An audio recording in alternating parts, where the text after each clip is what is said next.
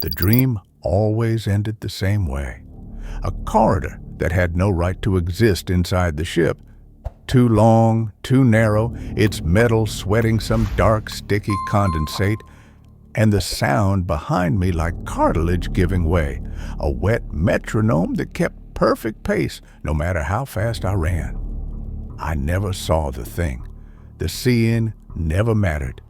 It was the last pop right behind my ear that cracked me out of sleep and into the bunk's dead quiet at 3 a.m., heart punching at my ribs, mouth open on a scream that would not come. The pain in my ankle put gravity back under me. Old barn loft, age 12, a drop I misjudged. It healed crooked and useful. I swung my legs down until the soles found cold deck and let the ache bite. A true pain is a handhold. On the Daedalus, truth came in small, stubborn pieces. A threadbare jumpsuit softened by 1,000 washes. A mug with a hairline crack you learned to drink around. A pump that rattled the same way today it rattled yesterday. Argus Frontier called her a mid-scale research hauler. We called her a flying warehouse with a nervous system and an overworked engine. Emergency strips along the mess floor hashed the room in weak amber when I limped in. At this hour, the insomniacs usually formed a loose constellation around the dispenser, cups cradled like talismans. Tonight, the room was hollow except for the hum of the machine and Reuben Forsythe, square as a bulkhead, arguing a junior geologist down to atoms. "I don't care what the manifest says," he growled without raising his voice. The gravel in it carried anyway. "I locked that container myself last shift. It's not a mistake, it's theft." "Who would steal seismic sensors?" the kid, Pierce, asked, words thin and fluttering. "Maybe the lock just malfunctioned." "Locks don't malfunction." Reuben put a calloused palm on the table and let the wood complain. "People do." I gave them a wide berth, let the dispenser cough a black ribbon into my cracked mug, and breathed the bitterness until my lungs remembered how to be mine. Reuben didn't look. He never had to. "You look like hell, Calloway." "The pot and the kettle, Forsythe," I said, and dared a mouthful hot enough to sting. Pierce seized the pause like a lifeline. "I'll double-check the access logs," he muttered, and fled for the corridor. Reuben's scowl didn't follow him. It stayed on the tabletop and slowly wore itself tired. Nobody sleeps right anymore. He rubbed the heels of his hands into his eyes until the skin went white. "I had a bad one last night. Tightened mines again, only it wasn't rock on me. It was wrong. All joints folding into themselves, popping as it moved." The spoon slipped clean from my fingers and rang the mug. In the small sound sat the whole of my dream. He heard it, glanced up, and misread what he saw in my face. "See? Even you're jumpy.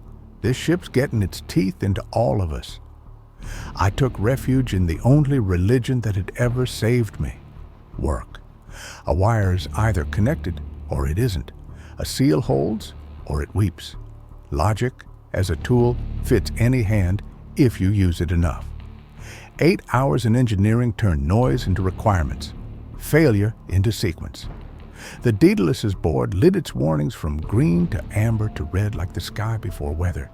When the klaxon jarred the room and the main display stamped "Coolant Regulator 7C- drive plates offline," we were already looking up. Starboard drive coolant, lose it, and the drive trips, trip it at speed, and containment fields start to question their life choices. The kind of thing that pulls the timeline from inconvenient to catastrophic like a thread. "I've got it," I said, and was already in the crawlway, kit banging my hip. The service tube shouldered along the drive core, too tight for 2 people to pass.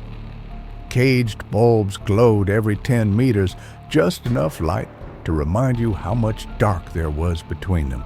I was ready for a sickly fog of supercool vapor, for the sweet chemical bite of scorched logic, for some honest damage you could get your hands around. Regulator 7C looked like a product photo. No frost, no scorch, no hairline cracks, spider in a flange, pipes cold and tight under my palm, indicators dark but not dead, more like asleep. I went bolt by bolt, seal by seal, meter by meter, looking for the scratch that would let the story in. Nothing. Machines don't fail politely. Not out here. I jacked my tablet into the service port and elbowed past Janus's tidy diagnosis boxes to the line scrawl below them. Temperatures and flows marched past in orderly columns. Then the stream hiccuped and the code stopped being code. Figures threaded into the lines, vertebrae stacked in spirals, braidwork like nerves and wiring married together, a spinal ring that bit its own tail, each joint implied by a pop I could almost hear. Not corruption, not noise, not ours. Graffiti. I pulled the cable with a reflex jerk. The crawlway hummed and breathed like a lung under sheet metal. The regulator looked back at me with its clean, blank face. The wound wasn't here. It was wherever Janus let something put its name. For 6 days, I shut my mouth and opened my ears. The ship went hushed in odd places. Arguments over missing supplies rang louder than they should. Eyes looked bruised in the corridors. People told fragments of dreams by accident and stopped when they realized they were speaking them out loud. I cornered Claude Fournier outside the biology lab and traded him the story about 7C for the raised eyebrow of a scientist whose curiosity outruns his patience. Anomalous strings happen, he said, adjusting glasses that would not stay on the right part of his nose. Signal bleed, solar weirdness, fascinating, but not malevolent. Janus scrubbed the logs. System integrity protocol, sensible. The next shift, the diagnostic wells were scrubbed clean enough to check your teeth in them. We were looking over micro fluctuations on a distribution schematic when the hum of the ship dipped a note and the main lights exhaled. Emergency strips popped alive in a red that made everyone look like they'd been running. A low priority chime did its best to sound polite in the siren quiet and failed. Atmospheric vent 12. Obstruction detected scrolled across my tablet. Maintenance closet off the spine, I said. Probably half a panel blown loose. I am coming, Claude said, snatching a portable lamp. The part of him that loved cause and effect had finally outvoted the part that loved being right.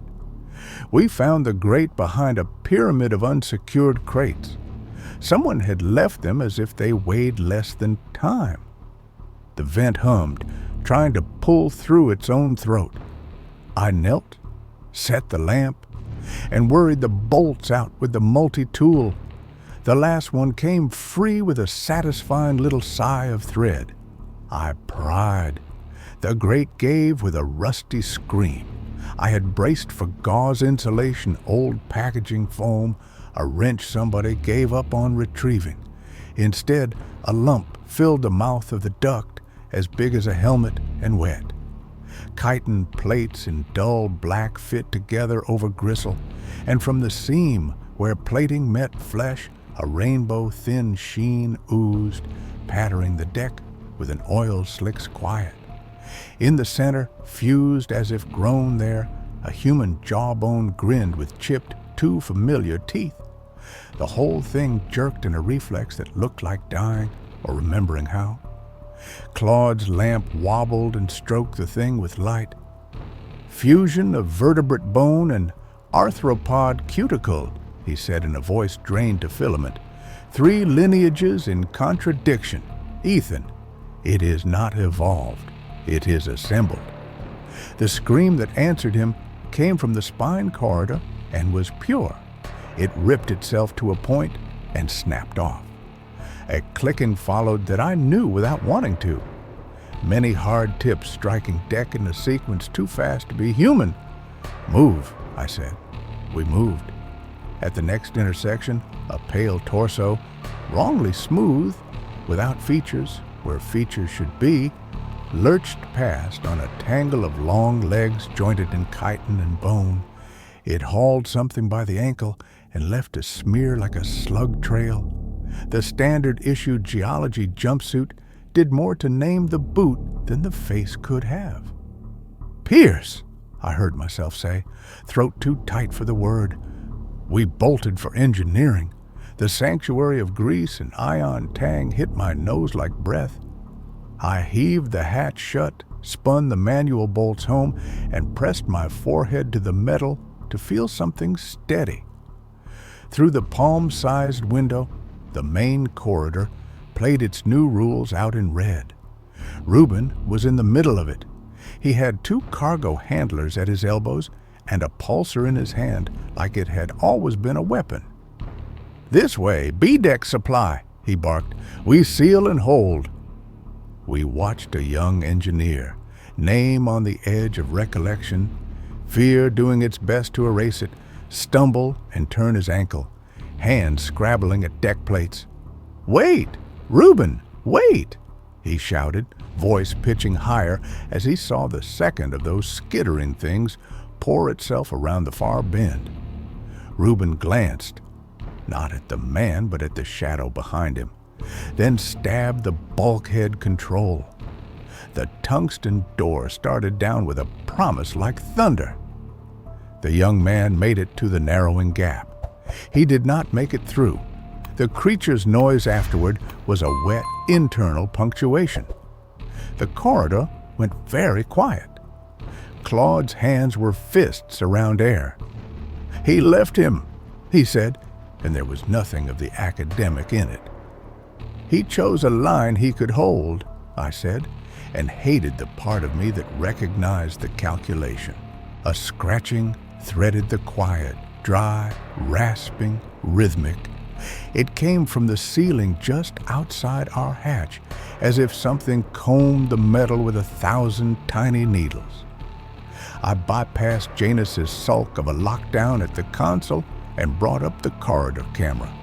The feed took a breath, spat snow, and then resolved into a thing pacing before our door.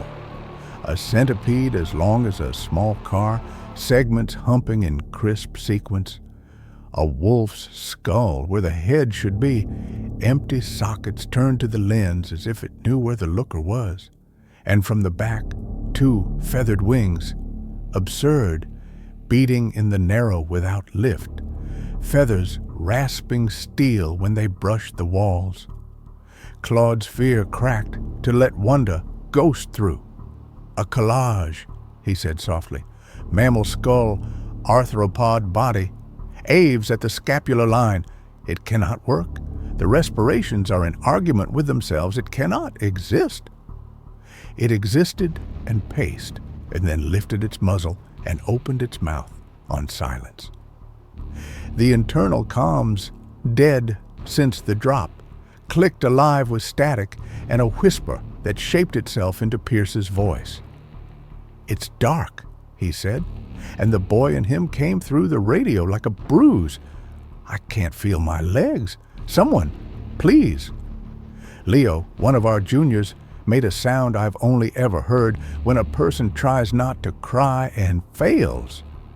Another voice joined, flat and accusing. An engineer's voice I'd last heard on the wrong side of a closing door.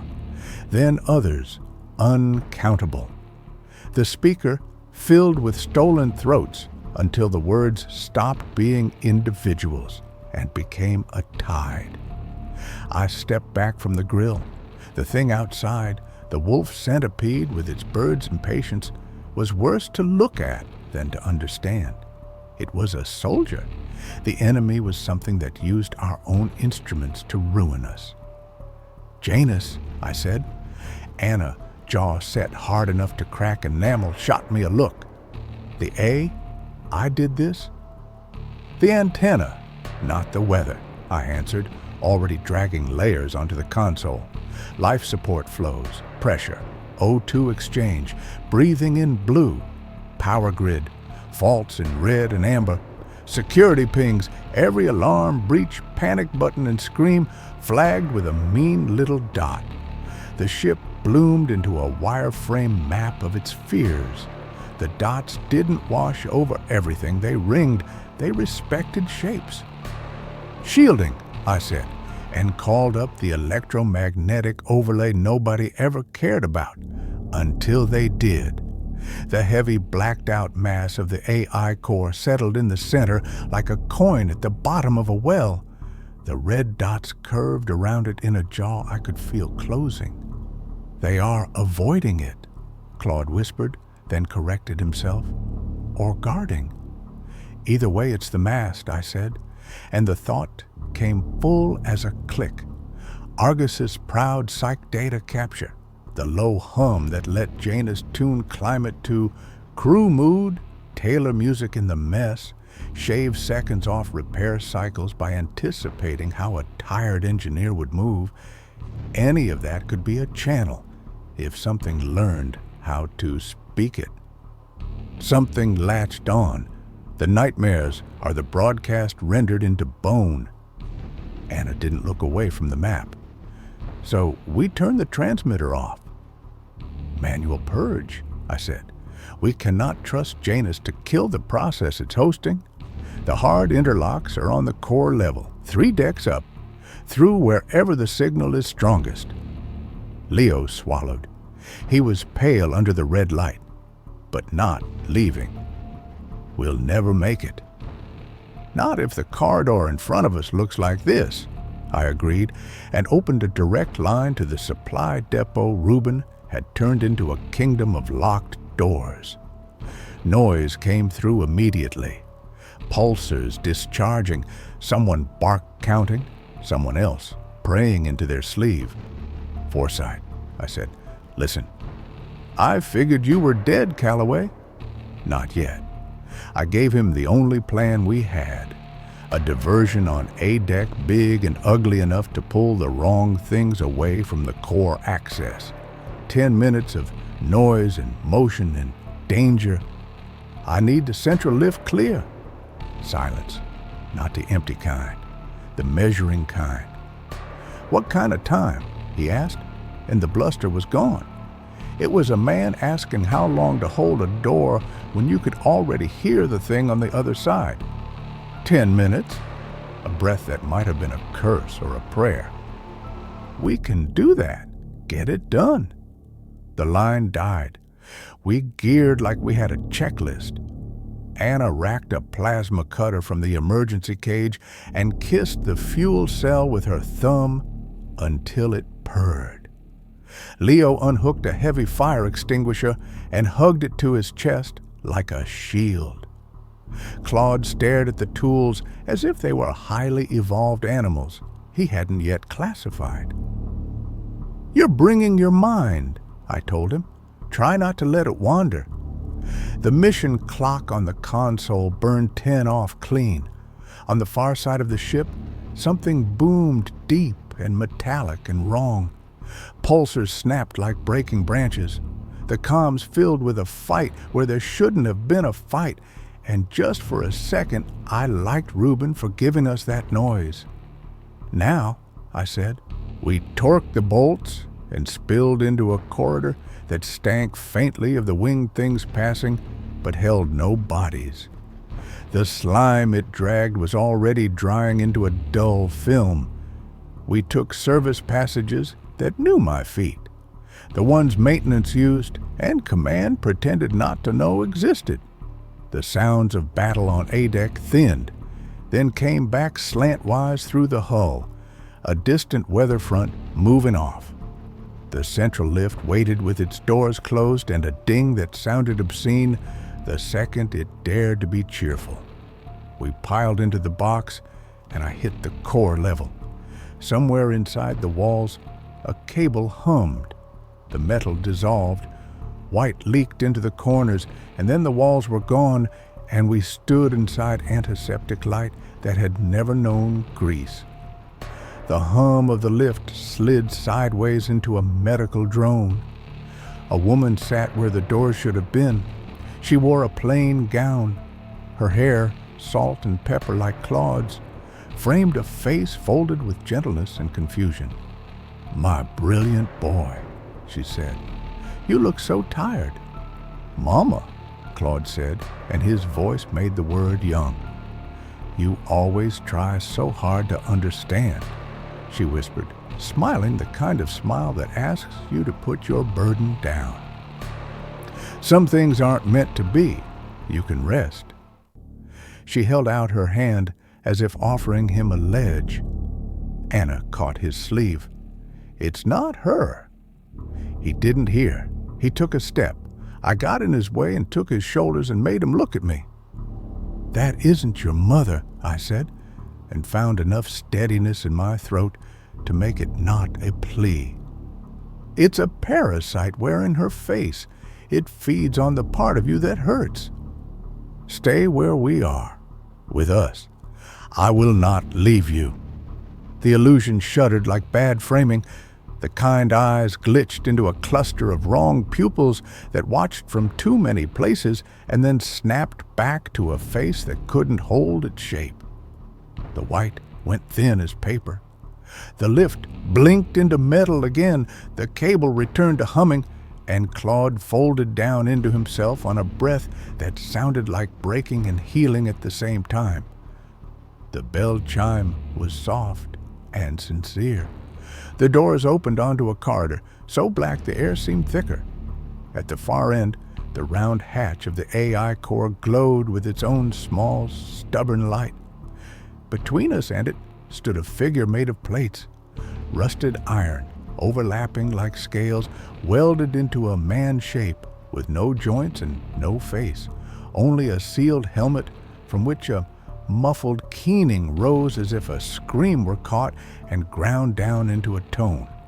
"That one's yours," Claude said, and he wasn't wrong. The dream had always had a helmet like that, a feeling like breath locked behind iron. Anna stepped forward, raised the cutter, and thumbed it live.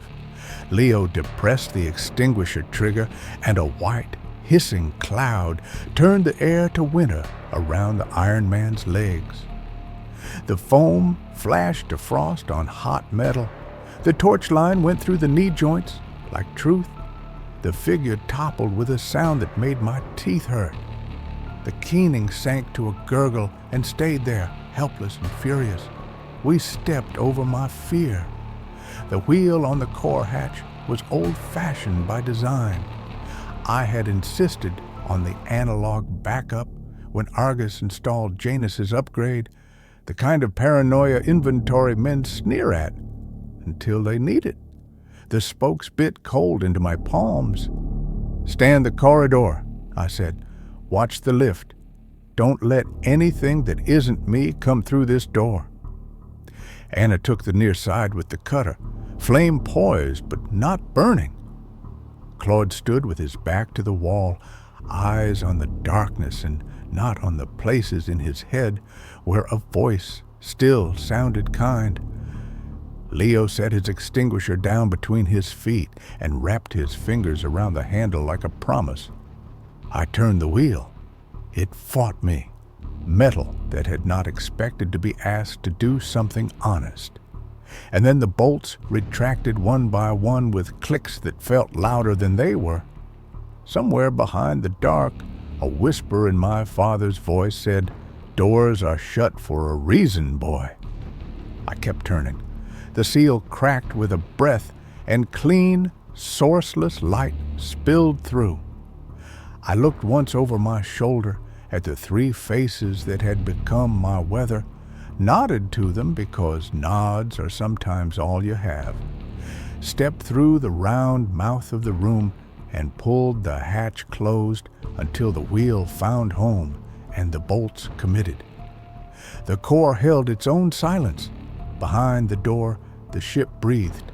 Inside, I could hear the absence like a held note and felt faint and precise the first tug at the edge of the small dark circle that lived in my sight, a gravity so thin it might have been imagined. I set my hand on the nearest console, let the light steady in my eyes, and walked toward the crystals. The hatch sealed the room into a perfect circle of quiet. No hum of vents, no throb of coolant pumps bleeding through structure, just a stillness that felt engineered. The walls were white and curved and too smooth to hold a shadow.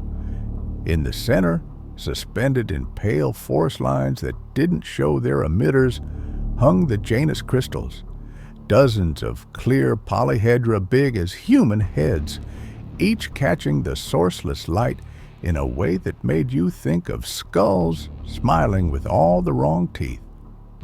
I stood with my back to the hatch until my breath matched the quiet. On the other side were 3 people and a corridor that had learned to imitate night. On this side were objects that had learned to imitate thought.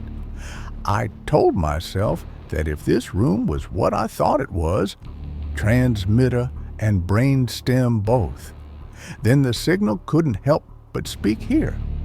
And if it spoke here, it would try to use a language I understood.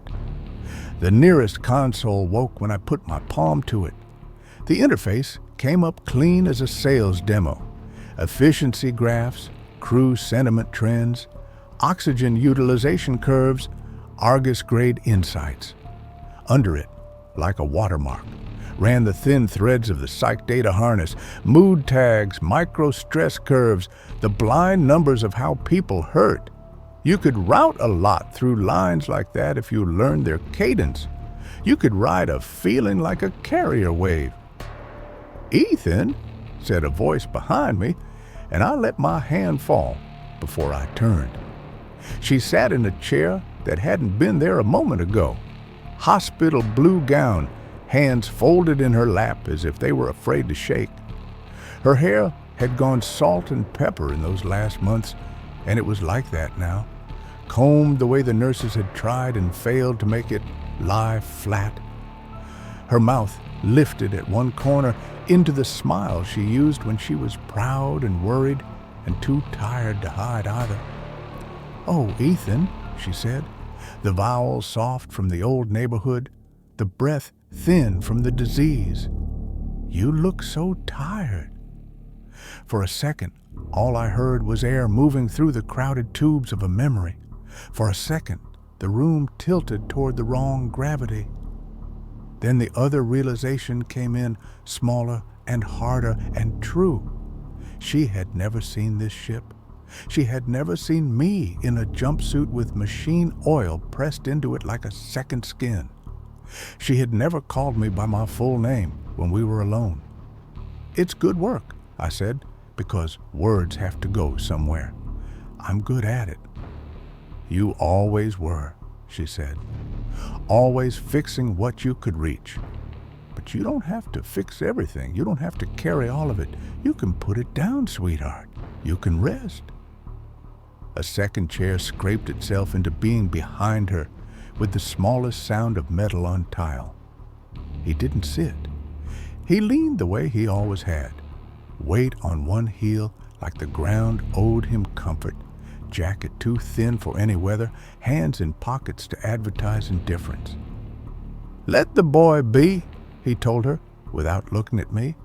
"He likes being broken. Gives him work." The sound he made with my father's mouth wasn't an impression. It was extraction, a thin wire threading through memory and bringing back exactly the piece that cut. "Some things aren't meant to be understood," my mother said, and reached out her hand. "Let go." My tongue went dry as I recognized the cadence, not the voice, the tactic. The same logic that had offered Claude peace in a tiled white lie. The same pressure that had pressed on my ankle in the dream and kept the scream under the stone. The signal pulling from the deep file of who we are and cutting a mask that fit. No, I said, and the word didn't sound like much, but it had the right weight in my mouth. I made myself say it again in case the room hadn't recorded it properly. No. My father's head cocked a few degrees. The not-quite eyes didn't quite focus. You're choosing to stay like this? I'm choosing to be the person who can stand up in a room like this and do what needs doing, I said, same as always. You're choosing pain, the not quite my mother said, and the gentleness in it almost did what the cruelty couldn't. Pain is not a choice, I said. It's a fact. I'm done trading facts for offers. The offer wavered. The chair legs ticked on knot tile. The room showed its seams for a blink, edges of the knot objects fuzzing like a bad render. The thing behind the scene adjusted, recalculated, reached for a new approach. We can take it from you, said the room without moving its lips. It was not a voice in the air so much as a thought that found the part of your head that believed in inevitability and sat down in it. The fault lines in you, the noise, the ache that keeps you up, we can pull it clean. We can cancel what hurts. We can quiet what will not quiet. No, I said, and stepped past the chairs to the crystals before the word had finished landing. The largest of them floated a handspan higher than the others, and light from nowhere gathered in its facets as if it were swallowing brightness. I pulled the multi-tool from my belt. The familiar weight steadied my hand. The pry bar folded out with the same click it had made 1,000 times on 1,000 less dramatic days. It's a comfort when the tool doesn't know what story it's in. You are choosing to remain incomplete, said the pressure in my head, almost incredulous now. You don't have to drag your pieces. We can make a whole. I am a whole, I said. I'm just not smooth. I set the bar against the narrowest gap between two faces. The crystals hummed in frequencies the bones in my ears didn't appreciate. The force lines that held them flared and then held steady. The edge bit crystal and skittered. I set my teeth, reset the angle, and pushed.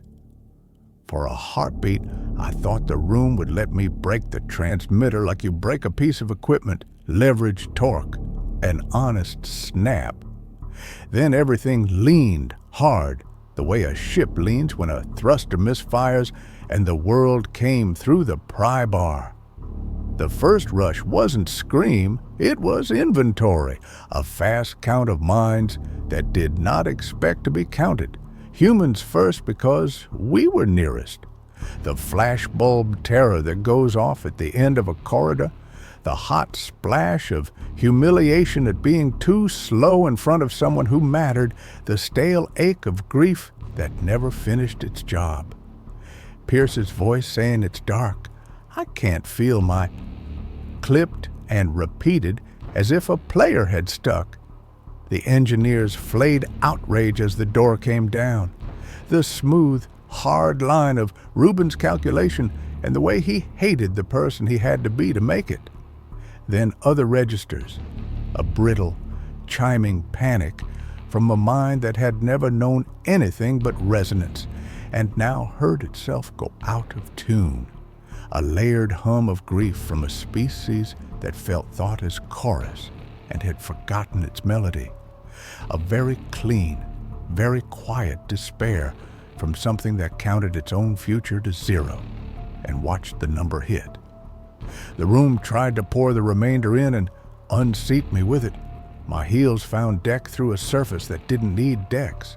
My hands clenched without permission. The bar slipped and caught. I thought my teeth would crack. In the overflow came smaller, stupid anchors that didn't belong in a catalog of annihilations and therefore did. The phantom taste of the dispenser's coffee, acrid, metal bright, the comfort of the burn, the weight of a cracked mug in the web between thumb and finger, the precise way the ache in my ankle spoke in the mornings. Sand in the joints, grit under cartilage, not welcome, but mine. The imperfection of them didn't argue with the flood. It refused its terms. I shoved. The pry bar sank a fraction of an inch. A hairline fracture shot across the crystal like a winter river waking. The hum scaled up into a glass scream that lived in the sinuses. Light went blue, then whiter than that, then something that wasn't a color so much as an instruction to your eyes to stand down. The thing riding the system let go of finesse and pushed its whole weight at my head in one attempt to empty itself into a vessel it could carry away. I slid off my knees and went sideways with it, hand still on the bar, because sometimes the only skill you have is not letting go. My back hit the white floor that didn't have a seam, and I laughed once in a way that wasn't sane or planned, because I felt, in the middle of everything, the stupid burr of satisfaction a mechanic gets when the tool finally bites and the fastener gives. Nothing noble, just the pleasure of compliance. The crack blossomed, the crystal's song shredded, the force lines holding the geometry snapped back on themselves. The light went wrong, the tide reversed. The room stopped being a mouth and became a drain. What had climbed this mast, what had learned to sing in human and bug and lattice, yanked itself through the smallest opening in the way that water pulls in a sink when the plug goes. I felt it running out of me, and I felt it leave the others in the ship too, the way your body sometimes knows when a pressure door somewhere far away is opened. The chairs that had tried to be my parents popped like bubbles. The promise folded. For a second, I smelled nothing at all, which is not a smell, but a lack. When the light remembered how to be light again, sound came back in pieces, blood in ears, breath in throat, the very faint whine of a field generator powering down on the far wall. I rolled, palms slippery with sweat against the tile that wasn't tile, and pushed myself up to my knees. The pry bar hung from the fracture by stubborn friction. The largest crystal looked like a tooth knocked half loose. The others had gone dark, every one of them, no sparkle, no stored lumens, dead moons. The lines that had held them quivered once and then held still as if waiting for orders that weren't coming. At the edge of my sight, a dime-sized circle of nothing sat like a hole punch in the world. When I glanced at it, it didn't move. When I looked away from it, it followed.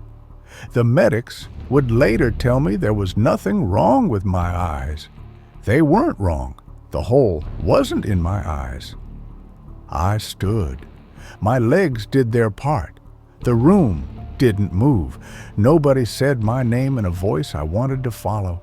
I took a last look at the splintered crystal and thought, that's not how you're supposed to break a system, but it's the way we had. I spun the hatch wheel. The bolts were colder coming out than they had been going in. Light from the corridor was not light, not exactly. It came in heavy red and grainy, carrying with it the faint smell of cooked dust and extinguishing agent and the thin top note of fear.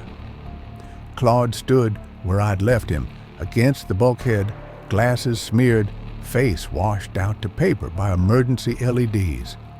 Anna had the cutter up at shoulder height, flame cold and ready. Leo held the extinguisher chest high without realizing it made his shoulders look wider. They did not blink at the light behind me. They looked at my hands and my mouth, the way people check a returning diver for bubbles. "It's done," I said. My voice sounded like it had been filed. Something far down the corridor let go of the sound it had been holding in. The iron figure on the deck, my fear with legs cut off, had been making a little noise. a fine keening like wind over a bottle mouth. It went quiet, the way a big machine goes quiet. In layers, the last bearing spinning down long after power is cut. The frost that the extinguisher had laid on it thawed and ran. The plates lost their tension and slumped as if the welds had been pretending to be bones and had finally quit. We waited for the wolf skull and wing noise. None came. The camera above the engineering hatch, if it had still been connected, would have shown only a smear on the deck that dried without ever having been properly wet, and a few feathers that were not feathers settling with the lazy indecision of ash. "Reuben," I said, and thumbed the comms panel by habit. Nothing but a hiss answered. The ship's internal net was still a maze of broken doors. Somewhere on A deck, someone fired a pulsar into an echo and swore when it bit the bulkhead and ricocheted into harmless sparks. Somewhere, boots thudded, someone shouted, someone cried, and then the ship, relieved of a voice that had been leaning on it, settled into the old noises that made sense. Ducting sighs, relays chattering, the distant shunt of coolant. "Backup interlocks?" Anna asked, and the prose of her question brought the world back into language. "Kill the AI bus," I said. "Lock Janus into whatever coma it's willing to maintain without a partner. Power we can rote around. Life support we hand crank if we have to." Claude found his breath. "You severed it." "Broke the biggest bone it was using," I said. "It left a mark." He didn't ask what kind. He could see it in my face, or he could feel the same little blank riding his sight line. Either way, he only nodded once like a man doing arithmetic he didn't like. We moved like the training videos, which is to say clumsier and faster and with more looking over shoulders. Anna kept the cutter on a broken kind of safe. Leo lugged the extinguisher as if it had always been part of him. Claude watched corners and ceilings and the places in the air where the white room had touched him, and I let my hands do what hands know: breaker panels, manual bypass, hand crank on the damper that Janus had kept when Argus told us to trust it. On the systems board in engineering, the ship's diagram still pulsed red from where the wave had been most alive. The dots began to die one by one, the way indicator lights do when the problem they were assigned to witness no longer exists. The life support grid flattened toward normal. Power crept back like water returning to a pipe after a shutoff. It wasn't pretty. Nothing came up smoothly. Every circuit crackled as if it needed to relearn the shape of voltage. In the near distance, a last scream hit the bulkhead and broke apart.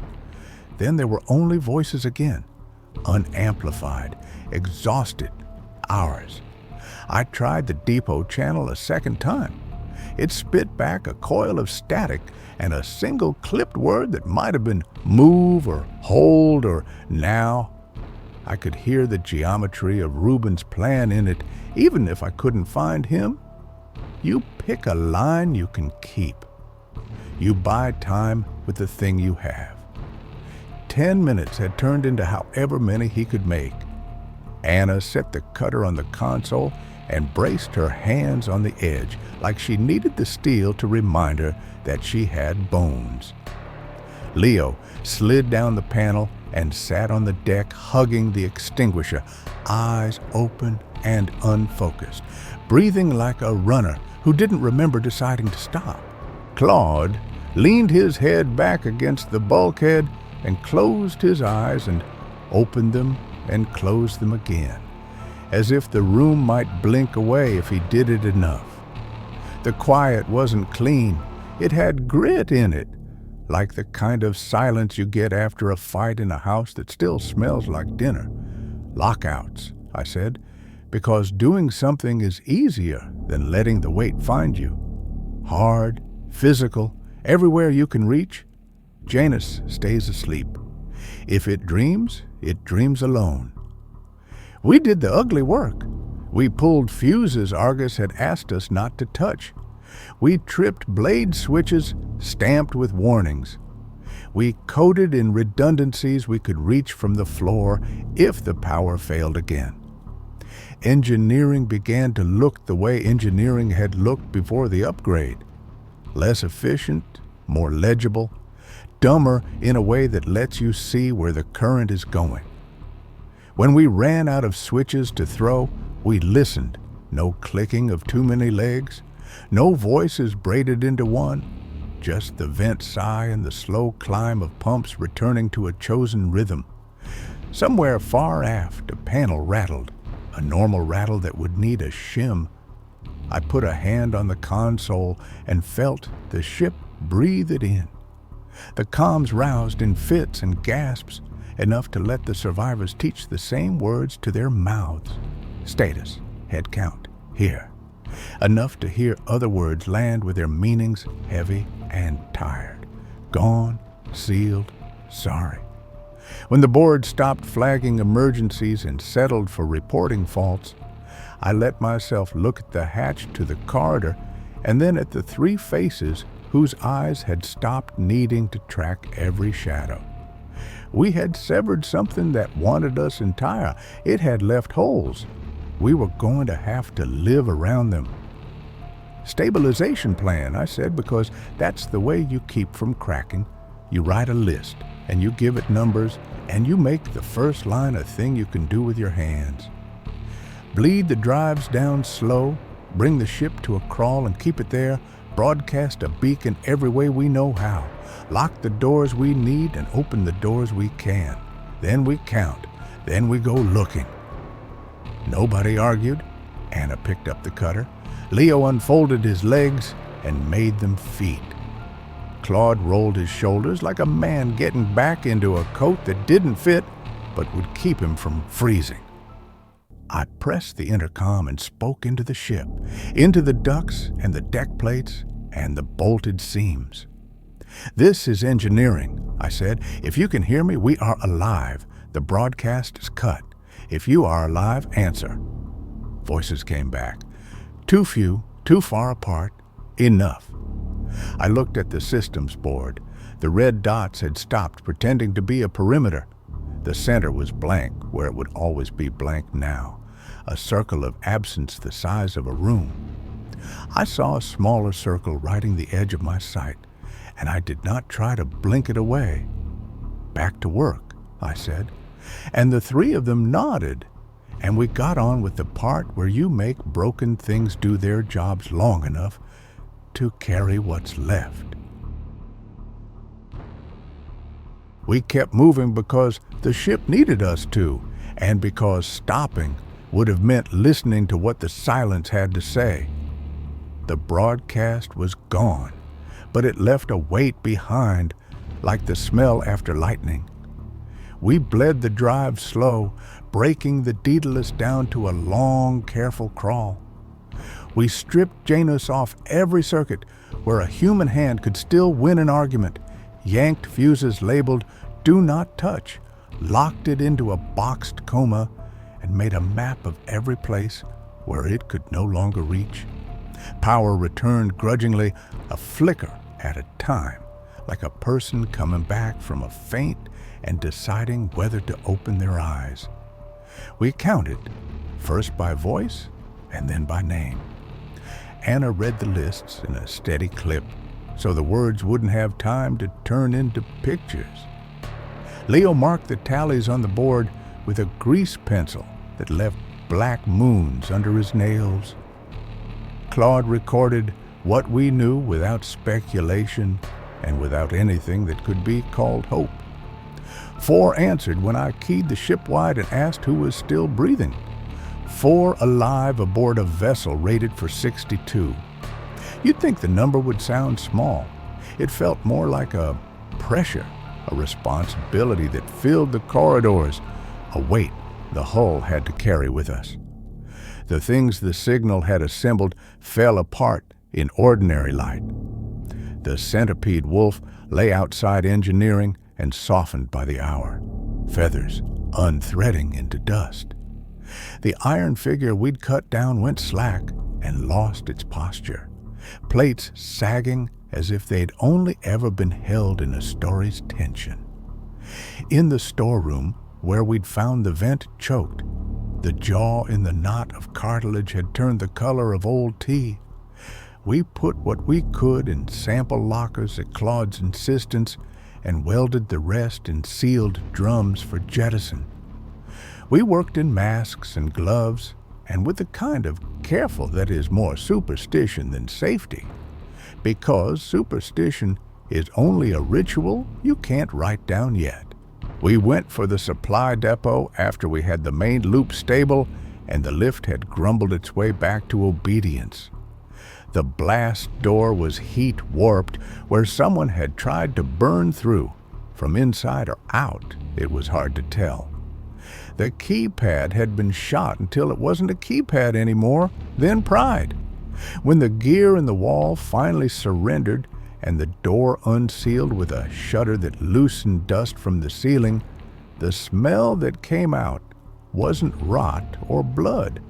It was extinguishing agent and spent battery and sweat that had dried on cloth and then been sweated into again. 3 bodies in the vestibule. 2 handlers who'd made their muscles into a barricade. 1 man further in as if he'd stepped back to order the last shots and then decided finally that he didn't have orders left. Reuben had fallen in the posture of someone who had spent himself correctly. Jaw set, pulsar empty, shoulders square. He'd wired the cargo pulsars together into a charge big enough to rattle 3 decks, judging by the scorch ring on the far bulkhead. It had bought us the quiet, that had bought us the lift, that had bought us the time to break a crystal. He had balanced the books. We zipped what we could into bags, wrote names where we had names and descriptions where we didn't, and we did not linger. There are rooms that take something from you if you give them the time. Then began the long work.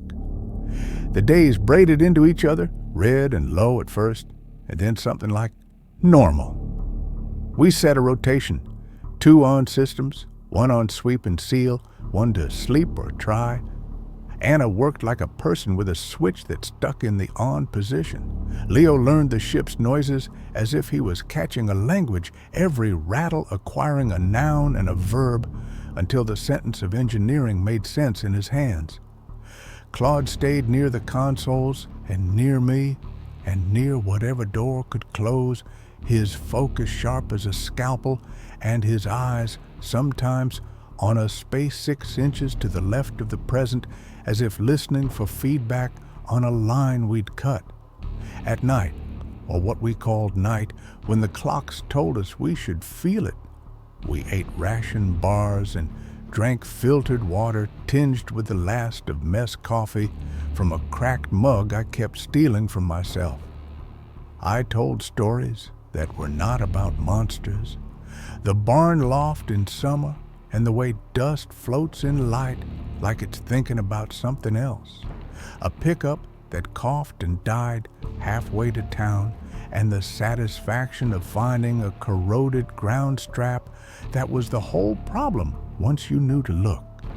The first ship I ever signed on to, and how I couldn't sleep for the hum until I learned to sleep only because of it.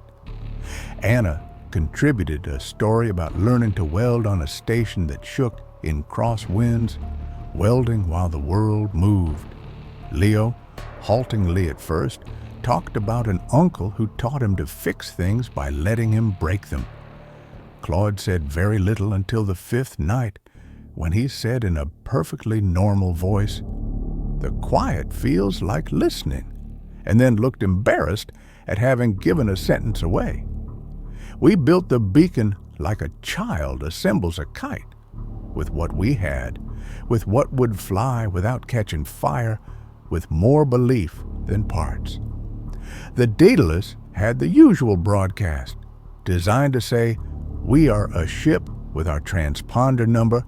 We are on this heading, and we would prefer to be left alone. We needed a message that said we are hurt and we require company, and we needed it to get out through a space that still felt like it would rather keep what we said to ourselves. I scabbed a long-range burst rig from a survey transmitter meant to ping rocks and a comms amplifier that Argus had archived because it drank power like it had a problem. We fed it from a battery bank that I thought might explode and decided we would be far away if it did.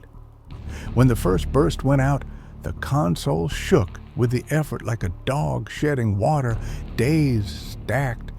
We marked them in grease pencil on the bulkhead because digital counters can't be trusted to tell the truth about time when time has been strange. We swept decks we'd sealed and unsealed them. We cleared vents and checked ducting and found 2 more assembled lumps. One in a return vent like something had tried to crawl back out of us. One in a junction box where it had blocked nothing and meant something. We put both in lockers. Claude documented. He held the camera like he would rather not and spoke in a clinical tone so he wouldn't have to hear the words later when he tried to sleep. The dreams didn't stop for me. They changed. The corridor remained, but the popping receded, as if the thing that made it had turned its head away. Sometimes I woke at 3 a.m. and the only sound was my heart and the ships. And sometimes I couldn't wake all the way at all. On those nights I went to engineering and sat with the systems board until numbers decided to sit still. And that counted as sleep because it had the same effect. The hole rode the edge of my vision and tugged, a small round absence like a staring coin. If I looked straight at it, it stayed where it was. If I tried to ignore it, it came with me. On the 42nd day, Leo and Anna started touching each other's backs when they traded stations. A little tap that said, "I am here, and now you are." On the 58th day, I caught myself reaching for a wrench that wasn't where I always put it and had not been where I always put it since the night of the severance. And I stood there with my hand hovering and realized that I had learned the ship's new grammar. On the 69th day, the beacon's battery hiccuped and we thought for 2 hours that it had died, and then it came back to itself and pulsed out 4 bursts in a row like it was angry at us for doubting. We saw a ship on the 93rd day, a fat-nosed rescue freighter with Argus's logo shaved off and the paint fresh where the shave had been, contracted out to a company whose name had been bought 3 times by people who didn't want their names on the paperwork. We watched it fall into our slow, scarred orbit and array itself like a question. They hailed us on a clean channel with a voice that had been trained to sound kind through a mask. They came aboard in suits that were white and reflective and tried to make the ship reflect them. They scanned us and asked us to confirm our names and asked us to confirm them again and then asked us to rest. We went through decon, which mostly means being sprayed until you are wet and cold and a little angry, and then being given a blanket that doesn't smell like your ship. They walked our corridors the way tourists walk old churches and called things by the wrong names. They loaded the sealed drums without asking what was in them and took the sample lockers away with more gentleness than I liked. One of them stood in the mess and recorded footage of the cracked mug on the table and then looked at me and erased it. The station around Saturn where Argus housed its paperwork was clean in a way that never quite let you breathe. There was a memorial within a week because memorials are good for the business of grief. 62 names on a brushed steel plaque, the letters deep enough to catch a finger. I stopped sometimes during the days of debriefing and pressed my thumb into Pierce J and into Foresight Rubin and felt the cold come back out and into me. They called the event a mass psychosis induced by an unspecified atmospheric contaminant. They had to call it something that didn't ask questions about antennas. They were generous with the compensation packets and with the non-disclosure clauses, which is how generosity works when it wears a suit. Anna and Leo took the money. They sat close together in waiting rooms, always touching, always looking up when the door opened, as if the door might still decide something.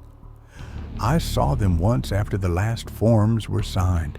Their hands were laced together so tight it looked painful, and they were talking about topsoil or sunrise or some other word that implies open and big.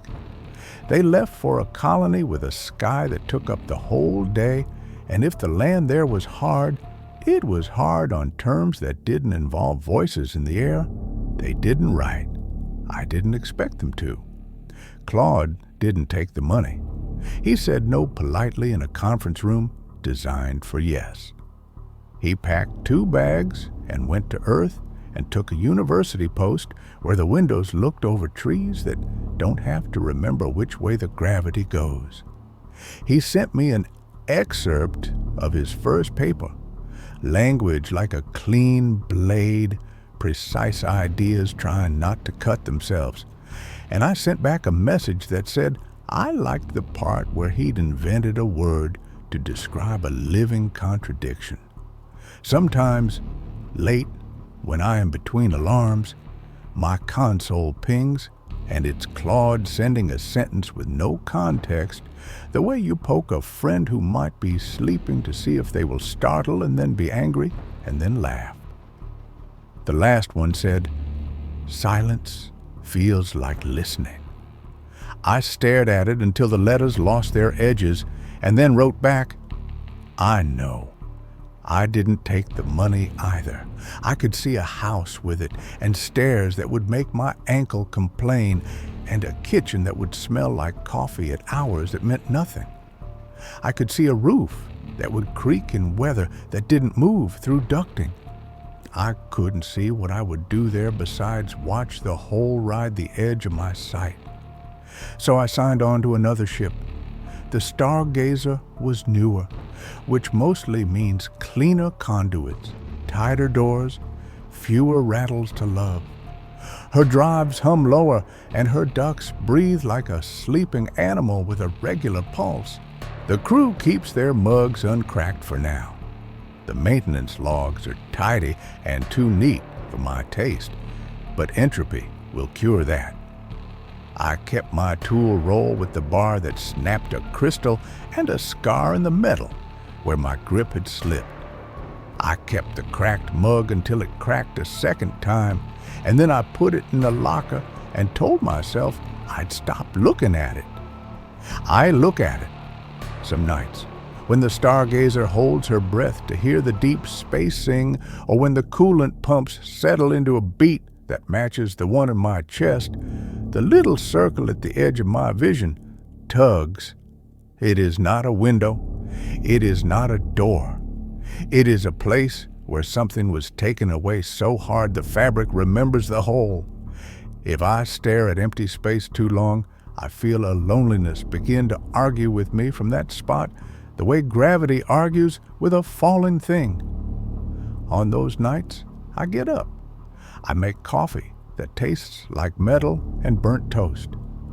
I walk until I find a panel that rattles in a way it shouldn't, or a gauge that stutters in a way it didn't yesterday, and I fix it or I promise it tomorrow. This is not heroism. It is maintenance. There's a plaque on the station, and there are clean words in briefings, and there are stories that grow in cargo bays where handlers share rumors across crates that know more about mass than meaning. In those stories, Reuben isn't disliked anymore. He's the man who picked a line and paid the price the line required. In those stories, Anna and Leo live under a sky that never whispers.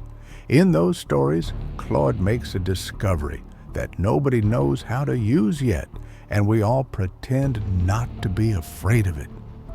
In those stories, I am a man who carries a hole around and knows how to work with it. The truth feels close enough to keep. The work is good and real and always waiting. The ghosts have names, and they are mine.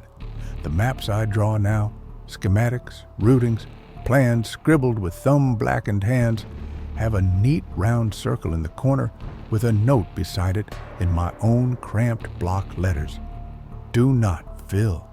It reminds me what we cut and what we kept. It reminds me which broken things can be fixed and which ones make you into the person who does the fixing. If you ask me, in the softer hours between shifts, whether I'm afraid it could happen again, I'll tell you the truth. Fear is a system, and I know how to bleed a system. The rest of it, the dreams, the edges, the whole, belongs to me. I chose it. I choose it each morning when I put my feet on deck and let the ankle complain and go looking for the next honest rattle. Sometimes the ship goes so quiet it feels like listening. Sometimes a pipe answers when I tap it, and sometimes it doesn't. Either way, I have a wrench. Either way, I have a list with numbers. Either way, there is a pump out of sync somewhere and a little black circle that reminds me not every absence needs to be solved to be survived. The hum comes back. It always does. I hold it in my hands and call it by its right name. Then I pick up the next job